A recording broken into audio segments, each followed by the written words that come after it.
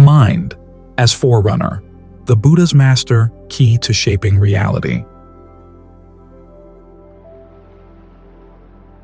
The best-known Buddhist text in the West is the Dhammapada, and the best-known verses in the Dhammapada are the first two, beginning with the lines, Mano Pubangama Dhamma. Phenomena have the heart or the mind as their forerunner. These verses establish an important principle of the Dhamma, that the mind is not a passive entity, a side effect of physical processes. It's not just on the receiving end of outside stimuli, reacting to what's coming in through the senses. It plays a role in actively shaping experience, in line with its desires and intentions, choosing which stimuli to look for, how to interpret them, which ones to respond to, and how to respond. The fact that this principle is placed first in the Dhammapada indicates its importance. Yet even though we know these verses, we tend to forget them when we come to meditation practice, thinking that in meditation, the mind has to play a passive role, simply accepting whatever is coming up in the senses in the present moment, and not trying to influence it, thinking that this is insight. Yet the principle that the mind comes first permeates all the Buddha's wisdom teachings. In the Four Noble Truths, the cause of suffering is not outside stimuli, it's the mind's own craving and ignorance. The end of suffering doesn't happen on its own, it comes from fabricating a path of practice. Similarly, independent co-arising. Many of the factors leading to suffering come prior to sensory input. Two in particular stand out: fabrication, intention, and attention under the factor of name and form. For a meditation method to give rise to discernment and insight, it has to direct attention to precisely these factors. Otherwise, they stay in the dark, underground. Now, when we look at the Buddha's instructions on breath meditation, the method he taught most frequently, we find that the steps he lays out do precisely that. They focus attention on the processes of fabrication, intention, and attention. There are 16 steps in all, divided into 4 sets of 4, called tetrads. Each tetrad deals with one of the frames of reference for the establishing of mindfulness: body, feelings, mind, and mental qualities. These frames of reference, in turn, are the themes for getting the mind into concentration. The Buddha put 4 steps into each tetrad apparently for ease of memorization, because when we see how he elaborates on these steps in other parts of the canon, some of the tetrads contain a number of implied steps. So, to understand them, it's good to know what those implied steps are. This evening, we won't have time to cover all 4 tetrads, so I'll focus the discussion on the first 2, dealing with body and feelings. We can save the other 2 for later meetings. The main thing I want you to notice tonight is that even though these tetrads focus on body and feelings, they do so in a way that underlines the role that the mind plays in shaping them. Part of this focus lies in the way the Buddha uses the word fabrication in the 2 tetrads. In each case, he first tries to sensitize you to the fact that you fabricate this aspect of your awareness through your intentions. Then he has you use that sensitivity first to energize yourself and then to calm yourself. In this way, he's having you develop tranquility and insight together. As he says elsewhere, insight is developed by understanding fabrications. Tranquility comes from calming the mind down and allowing it to enjoy the resulting sense of stillness. So when you use the processes of fabrication to calm the mind down, you're gaining both insight and tranquility together. The emphasis on fabrication means that you're not just learning about the breath here. You're also learning about the mind. Some people object to doing breath meditation on the grounds that when you die, you won't have a breath to focus on, so your meditation object will abandon you right when you need it. But given that we're using the breath to become more sensitive to the mind's activity of fabrication, the breath is actually leading us to the mind in a way that helps us master the processes of fabrication, knowledge that will be especially useful both in daily life and as we encounter death. One more point before looking at the 2 tetrads. It's not the case that the 4 tetrads are to be followed in numerical order. Actually, each tetrad deals with an aspect of experience that's constantly present throughout the meditation. When you're with the breath, feelings are right there, your mind state is right there, mental qualities are right there. This means that the 4 tetrads have to be practiced together. As you focus on the breath to get the mind to calm down, sometimes the issue is breath, sometimes feelings, sometimes the state of mind and the mental qualities you're bringing to the breath. So your focus will have to shift among these tetrads to deal with the problem at hand. In all cases, though, you stay anchored in the breath to ensure that you're staying with what's actually going on in the present moment. The 4 steps in the first tetrad are discerning when the breath is long, discerning when the breath is short, training yourself to breathe in and out sensitive to the whole body, and then training yourself to breathe in and out calming, what the Buddha calls bodily fabrication, which is a technical term for the in and out breath. All these steps fall under the body in and of itself as a frame of reference.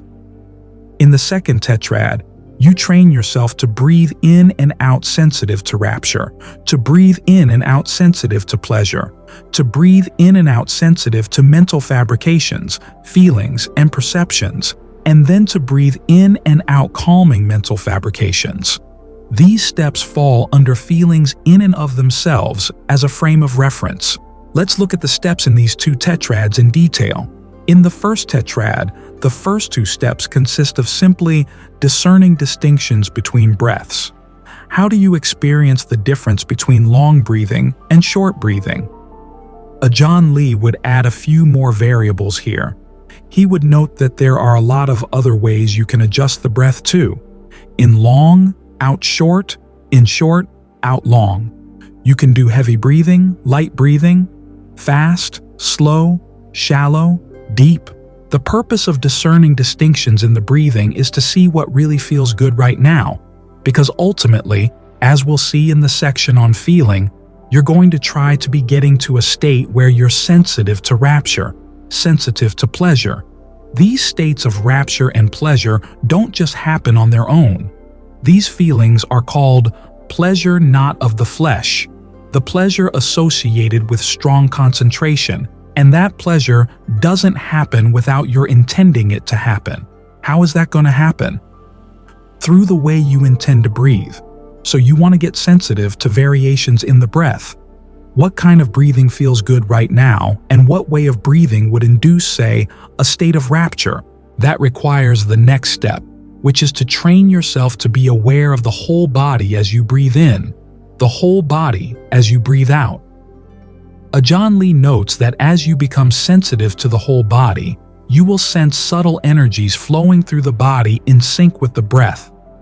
This perception is useful because in other suttas where the Buddha's talking about concentration, he says that you then want to take whatever sense of feeling of pleasure or rapture you've developed and you let it permeate the entire body, suffuse the entire body.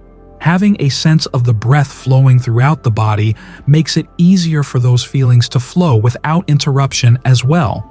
Now there's an implied step that follows here, which is that when you become aware of the whole body, you try to energize the body as you breathe in and breathe out. That's because the next step is to calm bodily fabrication. As the Buddha says elsewhere, in his explanation of the factors for awakening, if you try to calm things down before they're energized, you go to sleep, which is not what you want. So you've got to energize things first. This is why Ajahn Lee, when he gives breath meditation instructions, says to start out with long breathing, deep breathing, and then let the breath adjust to what seems to be just right. Otherwise, you're going to put yourself to sleep. The important point here is that you don't just stay with whatever way the body is breathing on its own. You're going to take advantage of the fact that you can adjust the breath to create feelings of rapture and pleasure. In the fourth step of this tetrad, you train yourself to calm bodily fabrication. This doesn't mean that you try to suppress the breath. It's simply that as the mind grows calmer, the breath naturally grows more gentle on its own. This is where you can see how the state of the mind has an influence on the breath. You can actually reach the point where the in and out breathing stops. Again, not because you're holding it or suppressing it, but simply that you feel no need to breathe. The breath energy in the body is sufficient. In fact, there's one sutta where the Buddha says that's precisely where bodily fabrication has been calmed, when you're in the fourth jhana, where the sense of the in and out breathing has stopped. The oxygen use in the body is very low at that point. I've heard different explanations as to whether there's oxygen exchange going on through the skin. Some people say yes, other people say no. What's important for you as a meditator, though, is that the sense that the energy in the body is sufficient. You don't feel the need to breathe, because you feel breath energy already saturating the body. All the breath channels are so well connected that if there's a lack of breath energy in one part, the excess energy in another part will flow right there, so everything is kept in balance. The question sometimes is asked, why does the Buddha use a technical term, bodily fabrication, when he's simply talking about the in and out breath? The answer, as I've already indicated, is that he's pointing to the role that your intentions play in shaping the way you breathe. The breath is a rare bodily function that can be both automatic and intentionally shaped. The Buddha is emphasizing this so as to turn your attention inside toward the mind and the mental processes that will play a role in calming the breath, choosing what to pay attention to, which intentions to follow, which intentions to drop. That's the first tetrad. The steps in the second tetrad are these. You train yourself to breathe in and out sensitive to rapture, to breathe in and out sensitive to pleasure, to breathe in and out sensitive to mental fabrication, which are your feelings and perceptions, and then to breathe in and out calming mental fabrication. With regard to the first step of inducing rapture, note that the word for rapture here, pati, can also mean refreshment. In some instances, and for some people, these sensations will be strong and clearly rapturous. For others, they will be gentler and simply refreshing. This is not a measure of the power of your concentration. It's simply an indicator of how much energy your body has been lacking and how it responds when the energy becomes more full. The Buddha says elsewhere that the kind of rapture you're trying to induce here is both physical and mental. You induce physical rapture by the way you breathe. You induce mental rapture by the perceptions you cultivate. For instance, if you breathe out in a way where you're squeezing the energy out of the body, that's not going to help with the physical sense of rapture. You have to breathe out in a way that doesn't squeeze things. You can tell yourself, I'll put energy into breathing in. Let the body breathe out on its own. I don't have to squeeze the breath out. You also have to be careful not to squeeze anything at the end of the in-breath or the end of the out-breath. This too is a common mistake when people are doing breath meditation. They want to have a clear dividing line so that they can know, this is the in-breath, this is the out-breath. So they make a little squeeze between the two in the energy field of the body. You want to learn how to resist that temptation. You don't need that clear dividing line. Think of the in-breath flowing into the out-breath and the out-breath flowing into the in-breath. Don't squeeze to make a distinction between the two. You'll find that if you don't squeeze the energy out as you breathe out, and you don't make a little squeeze as you're switching from one breath to the next, a sense of fullness begins to develop in the body. That, Ajahn Lee would identify with rapture. It's a sense of refreshment, a sense of energy flowing around. Then you can do the same thing with pleasure. Wherever there are feelings of pleasure in the body, breathe in a way that protects that pleasure. Don't squeeze it. Don't destroy it. Then, for the fourth, you want to see which perceptions, which feelings will calm the mind down. There might come a point after a while when you decide that the rapture is just too much.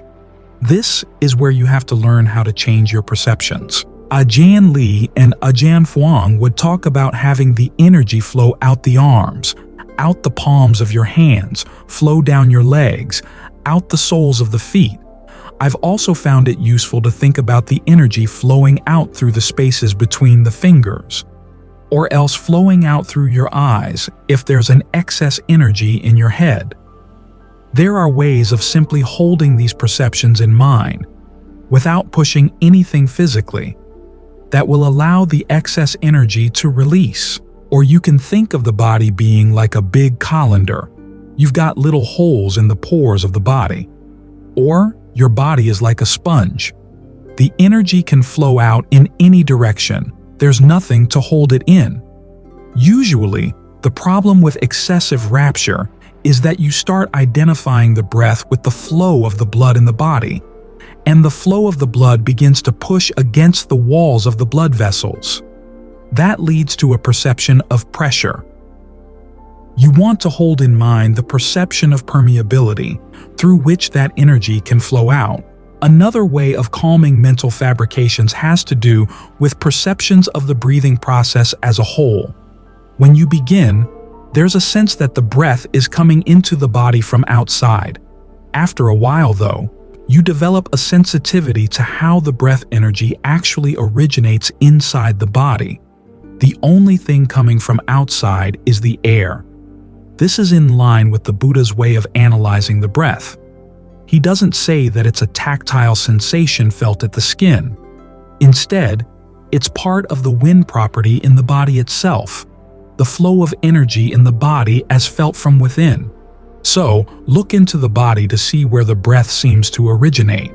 Ajahn Lee talks about resting spots of the breath: the tip of the nose, the middle of the head, the base of the throat, the tip of the breastbone, above the navel. But there are other possible spots as well. Focus attention on wherever the breath seems to originate and think of breath energy radiating from that spot. If there are any feelings of tension that seem to get in the way of that radiating energy, think of them dissolving away.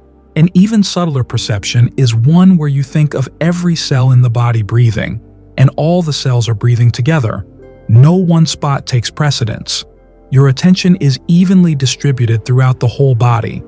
It's like a photograph taken in the pre-dawn hours when the light is diffuse and every detail has equal importance.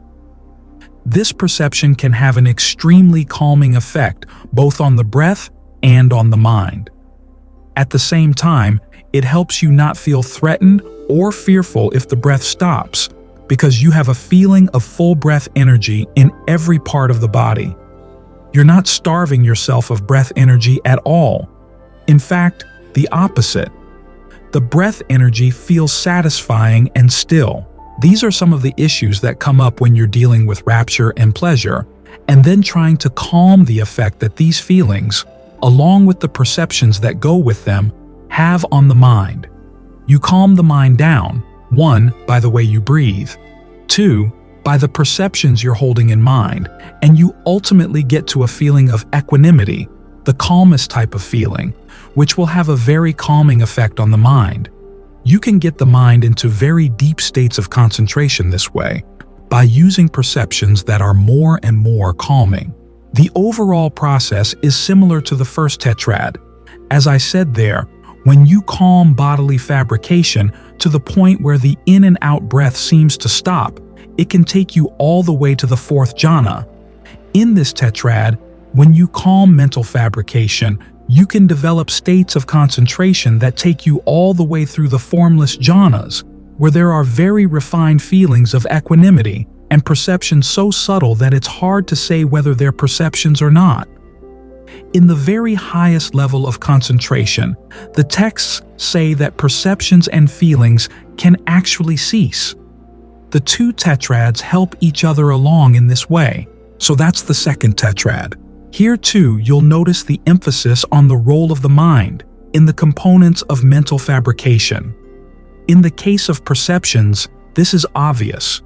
Perceptions are products of the mind, but this is also true in the case of feelings. The Buddha says elsewhere that the pleasant feelings engendered in concentration come from careful attention, which is an act of the mind. And of course, we're fostering feelings not of the flesh, which can occur only when you intend to give rise to them. It's in this way that even though the first two tetrads focus explicitly on body and feelings, their real purpose is to call attention to the role of the mind in shaping your sense of the body and your feelings. Through the way you talk to yourself about the breath, intentionally change the breath, and create feelings of pleasure by the careful way you pay attention to the breath. As you gain more sensitivity in this area, you come to see that the Buddha's basic principle is right. All phenomena really do have the heart and mind as their forerunner. This is the beginning of real insight into how the mind contains the causes of suffering, but also the potentials for bringing suffering to an end.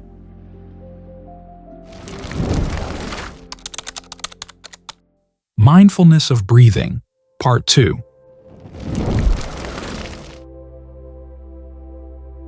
During the last session, we talked about the Buddha's instructions on mindfulness of breathing, which come in 16 steps, divided into 4 tetrads of 4 steps each.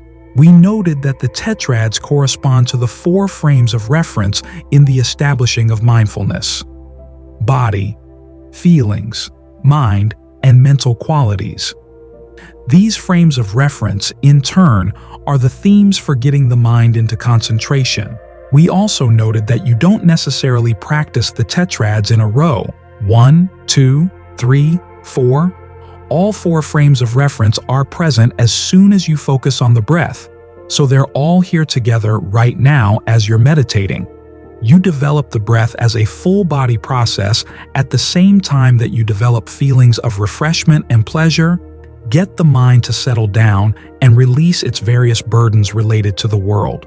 Because all these activities are going on at once, you have to shift your attention from one tetrad to another depending on which area of your concentration needs the most work. Working with the breath energies, working with feelings, working with the state of your mind, and working with your understanding of specific mental qualities that go into developing the mind.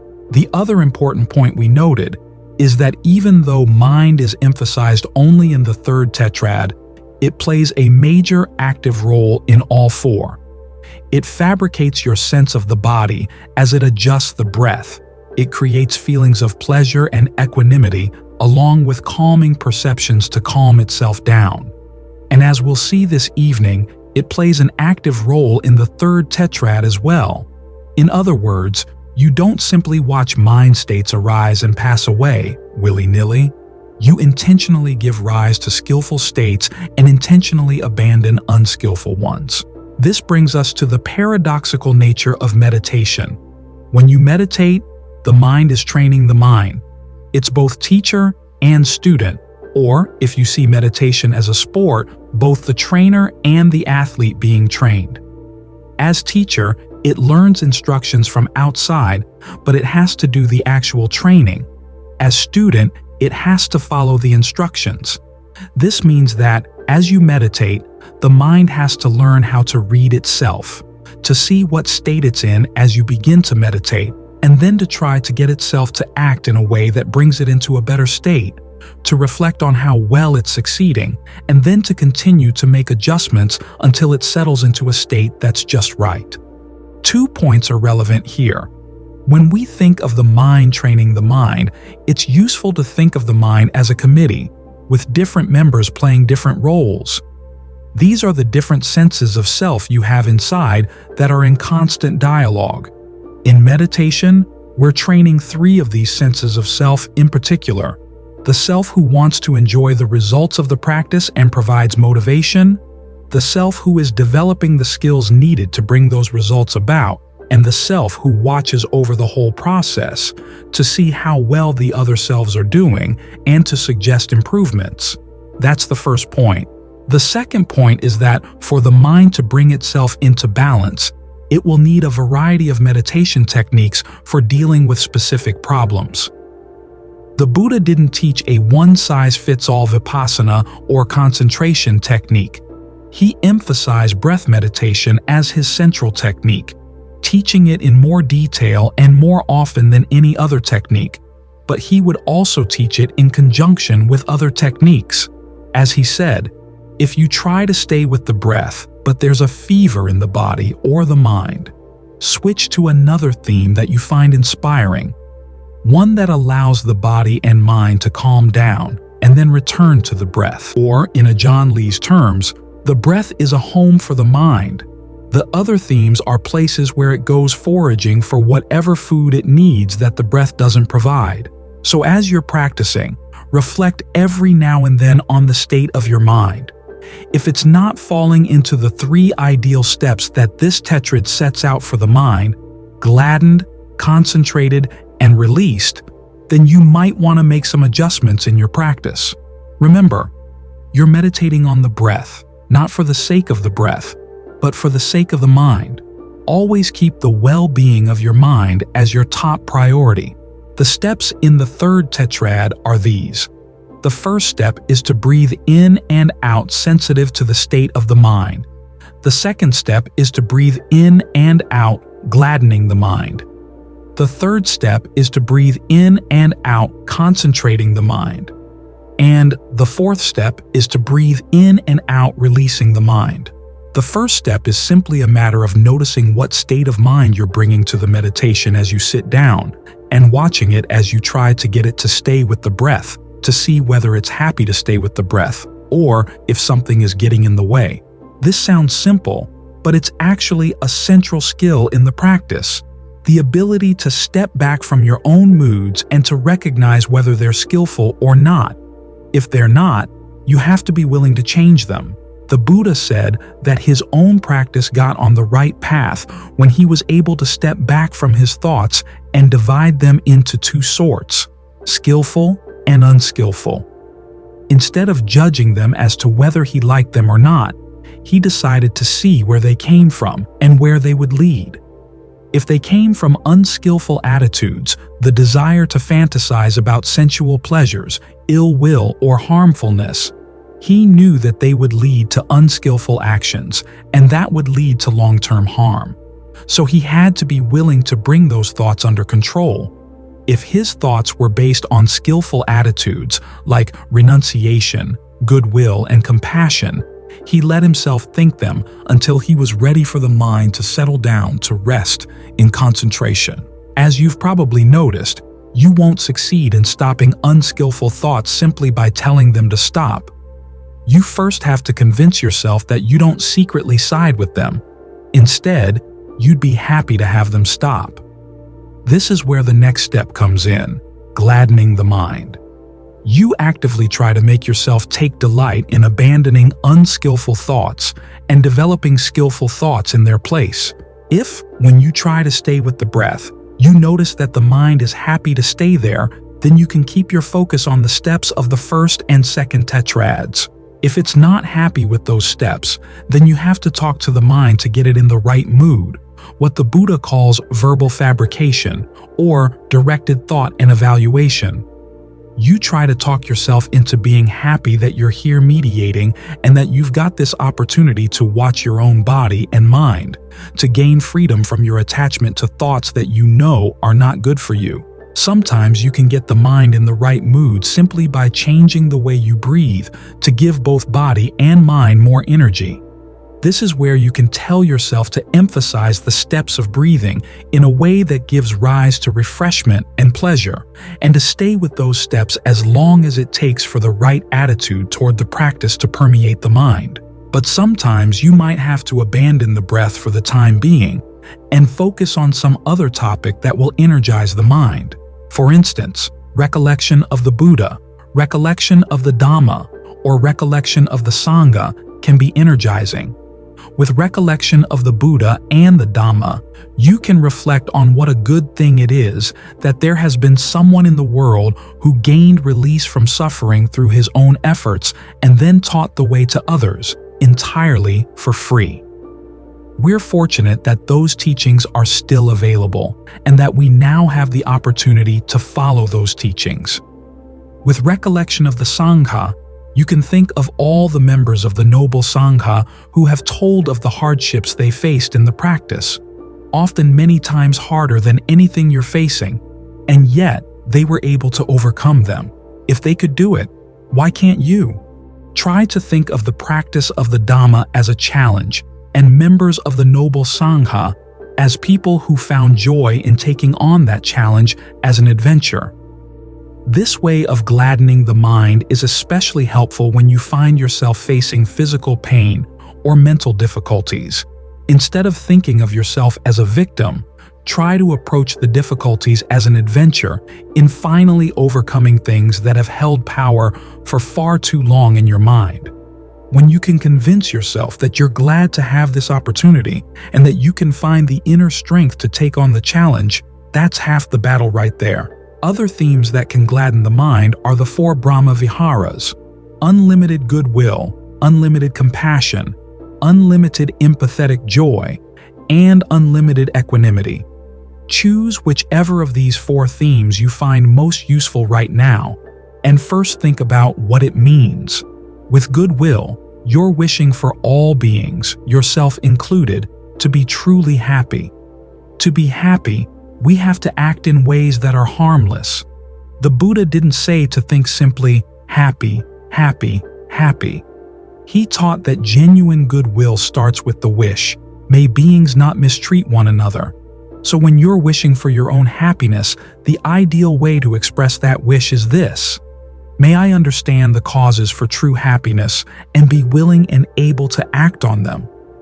Then you extend the same thought to others. In this way, your goodwill isn't hypocritical. In other words, you aren't asked to pretend to like people who are behaving horribly, or to wish that they be happy regardless of what they're doing. Instead, you're expressing the wish that they see the error of their ways and are willing and able to become more skillful. Is there anyone for whom you can't honestly wish for that to be true? There may be a few who you would like to see suffer first before they change their ways, but you have to remind yourself that people who suffer rarely see the connection between their suffering and their own misbehavior. Often their suffering inspires them to behave even worse. So the wisest course for the well-being of the whole world is to focus on the desire that all beings will learn to behave skillfully. When you think these thoughts for a while, you can take joy that you're freeing yourself from any ill will.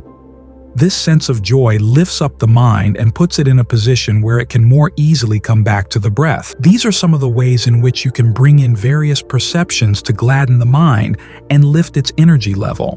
Then the next step is to breathe in and out, concentrating the mind.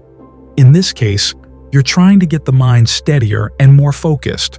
Sometimes, when there's too much energy, you have to clamp down on it a little bit if the mind is getting too scattered. Here again, you first try to use the breath to get the mind more concentrated. If focusing on the whole body is too distracting, focus on one spot and make the breath there as satisfying as possible so that it feels really good to direct all your focus on that spot.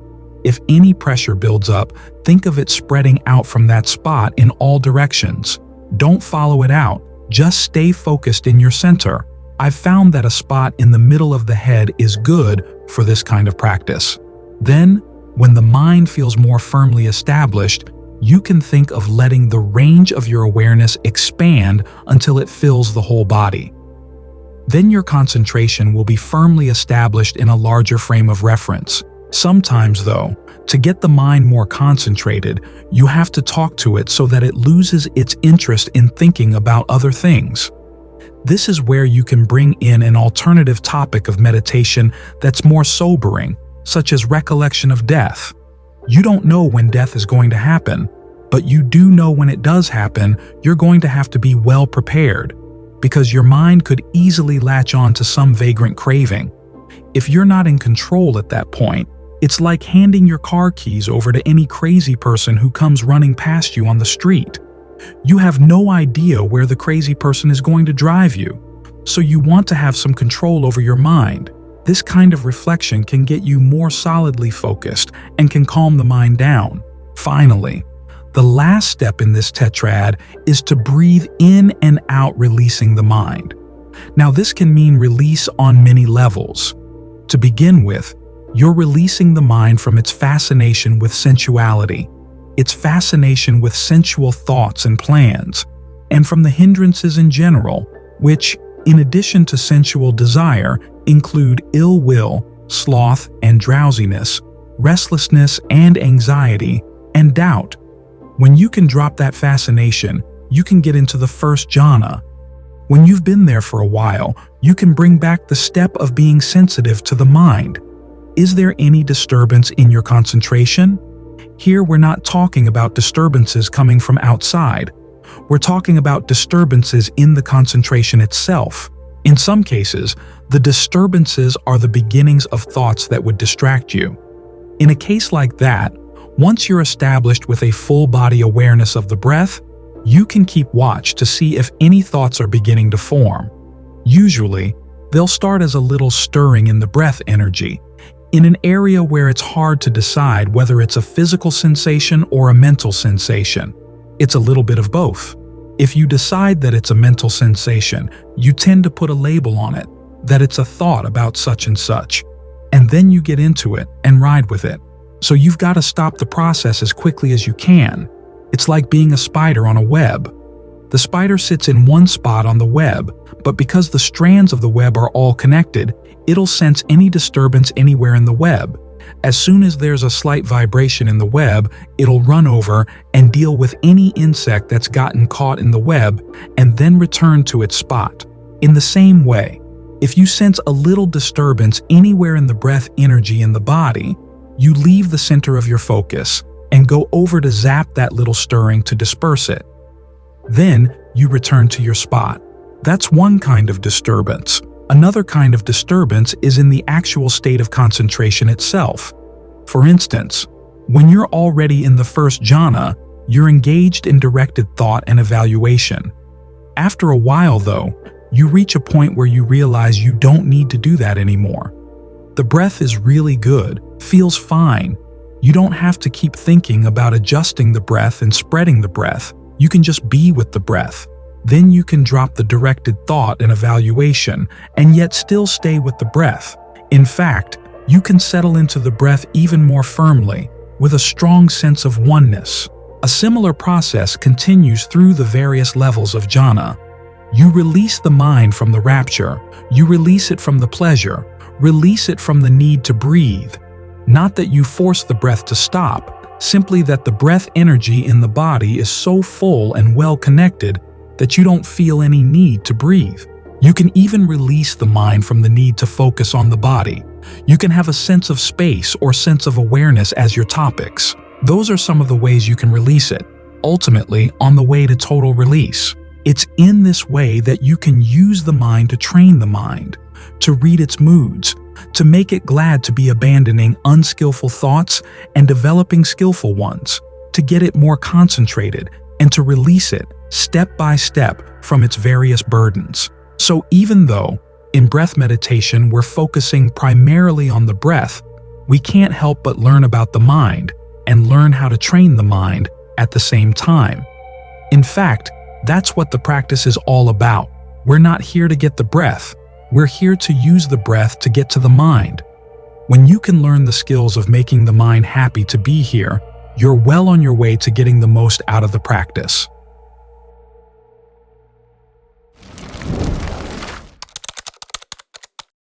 Mindfulness of Breathing, Part 3.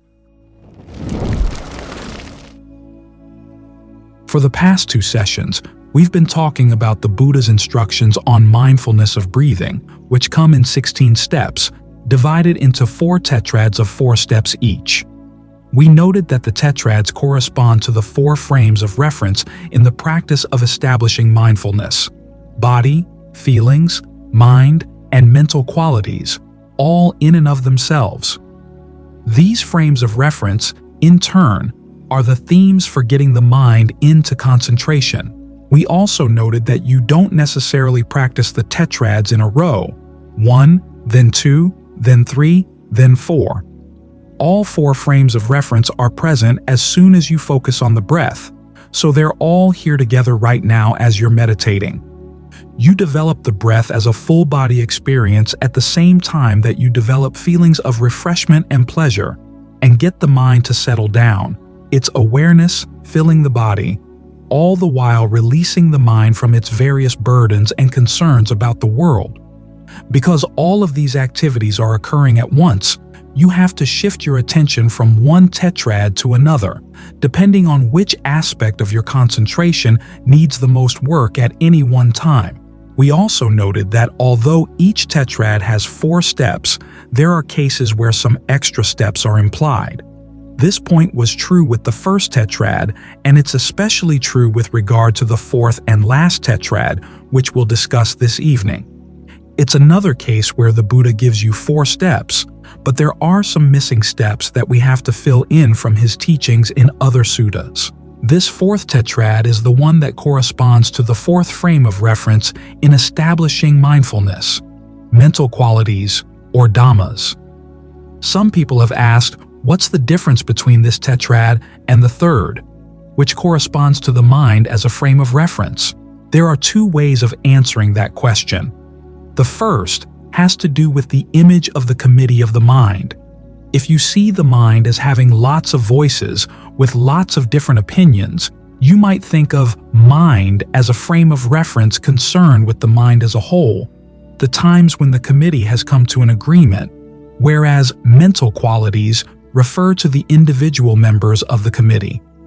In particular, when you're focusing on this tetrad, your purpose is to get rid of specific members that obstruct mindfulness and concentration, and to encourage members that help the mind to settle down. This connects directly with the second way of answering the question. Remember the Buddha's basic formula for establishing mindfulness. Keeping focused on the body in and of itself, ardent, alert, and mindful, putting aside greed and distress with reference to the world. This formula describes 2 activities: keeping focused on the topic of your concentration and putting aside any thoughts related to the world that would pull you away from that focus. The first 3 tetrads, for the most part, are concerned with the first activity, maintaining focus, keeping the breath, the comfortable feelings associated with the breath, and your awareness of the breath altogether, filling your sense of the body. The 4th tetrad is more concerned with the second activity, putting aside thoughts related to the world. In this way, it connects directly with the last step in the 3rd tetrad. If you remember, that step is to breathe in and out, releasing the mind. This 4th tetrad goes into the details of how to go about releasing the mind, first from any concerns about the world that would destroy the focus of your concentration, and then ultimately from any thoughts around the world of your concentration itself. In this way, the 4th tetrad first guards your concentration and then guards your mind from getting stuck on concentration or even stuck on discernment. That's how it brings total release.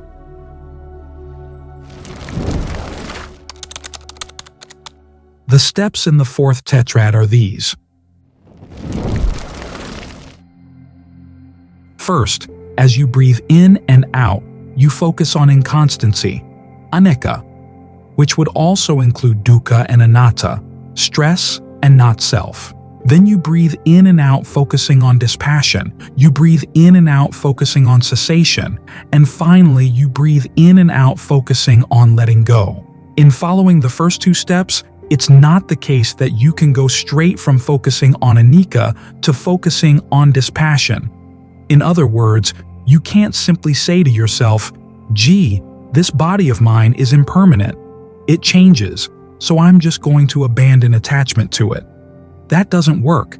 It's like saying, food is impermanent, and every time I eat, I get hungry again, so I might as well just stop eating. If you did that, you wouldn't last very long. You'd either starve to death or start eating again. There are actually extra steps in between to answer the argument, okay, this may be impermanent, but why should I let it go? This is where we have to look elsewhere in the canon to see what those extra steps might be. And we find passages where the Buddha describes 5 steps in the process. First, you look for origination. In other words, when anger, say, arises, you look to see what's causing it. Now, the word origination has two aspects that make it different from simple arising. The first aspect is that you're looking to see what's causing the appearance of whatever it is. In other words, you're not just watching things appear, you're looking to see what's making them appear. And second, when the Buddha talks about origination, almost invariably he's talking about causes coming from within your own mind. So you look to see, what's the mind doing that's causing this to arise? The second step is to watch that mind state passing away. Here the question is, what's the mind doing when it passes away? What changed in my mind? Then watch out to see if the mind picks the anger up again. These first two steps counteract a common impression that a particular instance of desire or anger that has come into the mind is there 24/7 when it's actually not. It comes and it goes, but then you pick it up again. The picking it up again, that's the problem. You can see this clearly with anger. When anger flares up in the mind, it has a physical component. Your breath changes and hormones are released into the blood. The mind, however, can sustain a thought of anger for only a brief while, and then it fades. Yet the hormones are still in the blood, speeding up your heart rate and affecting your breath. You notice that, and you read it as a sign that you're still angry. So you pick the anger up again. It seems natural, but if you don't want to be a slave to your anger, you have to question that tendency. You don't really have to pick it up again. You could simply let the hormones run their course and then fade away. So why do you want to pick the anger up again? What's the allure? That's the third step. After you've been looking for the origination and the passing away, you look for the allure. What's the attraction of that mind state? Often you find that even though there are aspects of anger that you don't really like, there is a part of the mind that likes anger. It may feel that anger liberates you from some social constraints so that you can speak and act as you like without caring about the consequences. Or there are times when you somehow feel obligated to be loyal to your anger. You might feel that if you dropped the anger, you'd be admitting that you were wrong to be angry in the first place. Or you might feel that you should remain true to your feelings in general. Whatever the allure, you have to look carefully for it and admit it to yourself when you see it in action. Sometimes it's hard to admit to yourself that you like your defilements, but this is where honesty is important. Otherwise, if you don't understand the appeal of a particular defilement, you'll never get past it. Then, in the fourth step, you observe the drawbacks of that defilement. If I follow through with this, what are the drawbacks going to be? If I keep maintaining this feeling, how am I going to act? And even if I don't act on it, what is it going to do to my mind if I'm constantly going back to this particular type of greed, aversion, delusion? The Buddha says, you're bending the mind in the direction of those defilements. Nowadays, we'd say you're putting ruts in the mind. As soon as you get near that issue again, you just go right into the rut and get carried away wherever the rut will lead you. Another way of looking at the drawbacks of that defilement is to see that whatever satisfaction or benefit it may give you is inconstant, stressful, and not self. It requires a lot of energy to keep the defilement going, but then the results don't give any real lasting satisfaction. Once you're clear about the drawbacks, then you can compare them with the allure. When you can see, I'm putting all this energy into this, and I'm not getting the payback that I want. I'm creating stress and suffering, but getting no real satisfaction to compensate for the amount of energy I'm putting into it. That's when you develop dispassion for it and let it go. In other words, it's like seeing that you're making an investment that's actually costing more than it repays. When you can say, I've had enough of this, that's dispassion, which is the escape from that mind state. So, that's how you go from contemplating inconstancy to contemplating dispassion, the fifth step in this five-step process, and the second step in the fourth tetrad of breath meditation. You train yourself to breathe in and out, focused on dispassion. The fact that you were fabricating these things yourself is why dispassion then leads to the next step, contemplating cessation. How does dispassion lead to cessation? To make a comparison with watching TV, you thought you were just watching a particular show, but now you realize that you've actually been creating the show yourself. You've been backstage, directing the actors, playing all the different roles, and doing all the camera work and stage work behind the scenes. On top of that, you now realize, this is a lousy show. The lines are bad, the acting is bad, why do I continue creating this show? If you were just watching the show, the fact that you lose interest wouldn't stop the show. It would keep running without you. But because you're creating the show and you lose interest, the show will have to stop when you see no reason to continue with it. Or it's like fixing food.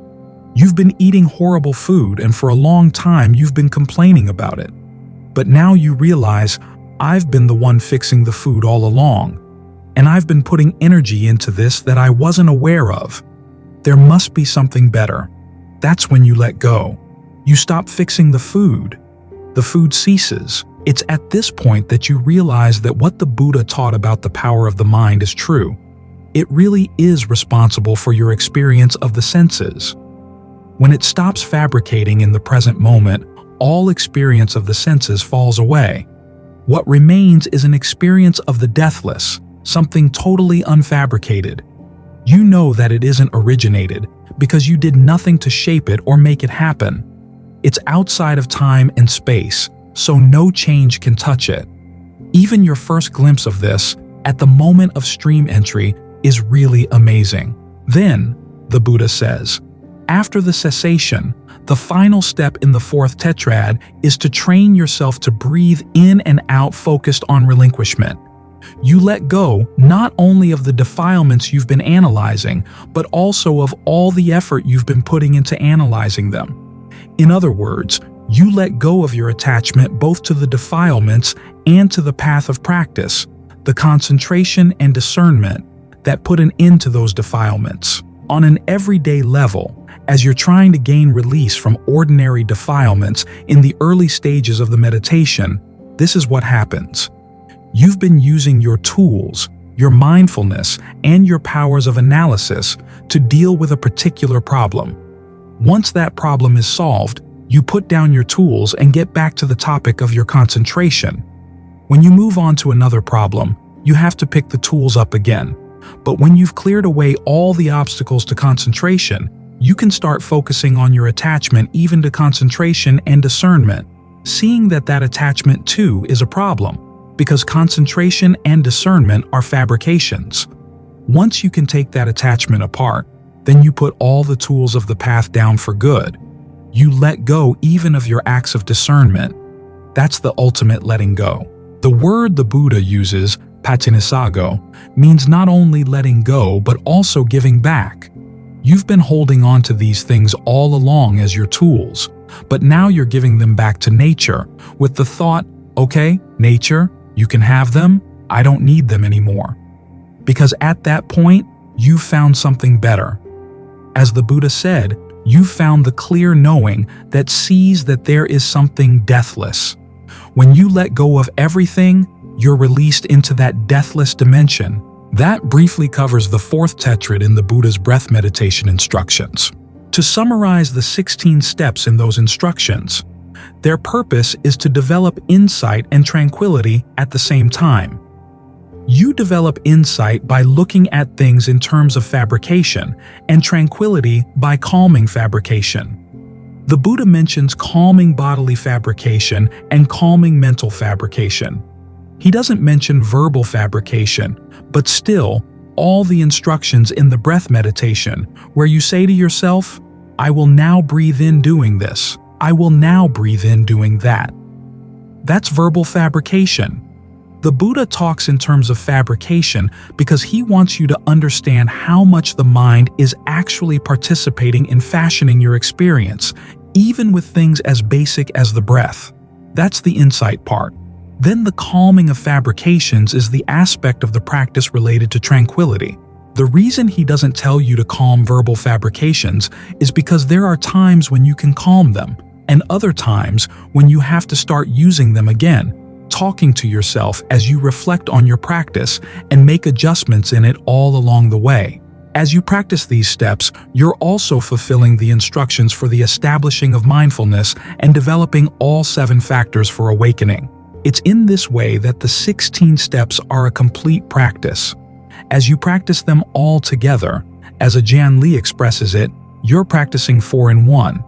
As he points out, when you're focused on the breath properly, you've got the tetrad related to the breath.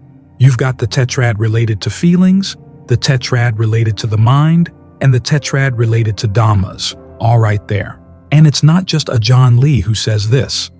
When the Buddha himself recommends focusing on the different frames of reference for the establishing of mindfulness as they relate to mindfulness of breathing, he always says that you're focused on the breath even as you're engaged with the feelings associated with the breath and the mind states associated with the breath. As for the activity of putting aside greed and distress with reference to the world, which is the function of establishing mindfulness in terms of dhammas in and of themselves, that's what keeps you from leaving your focus on the breath. These activities are all centered right here. When everything is focused here, you get to see clearly what the mind is doing right here. That's when you can begin to see its power. You can train it to become more skillful and eventually to stop creating suffering. And because the mind acting in the present was the source of the suffering to begin with, when you've taken care of the mind right here and now, there will be no more suffering coming from anywhere to weigh it down. That's the end of the problem.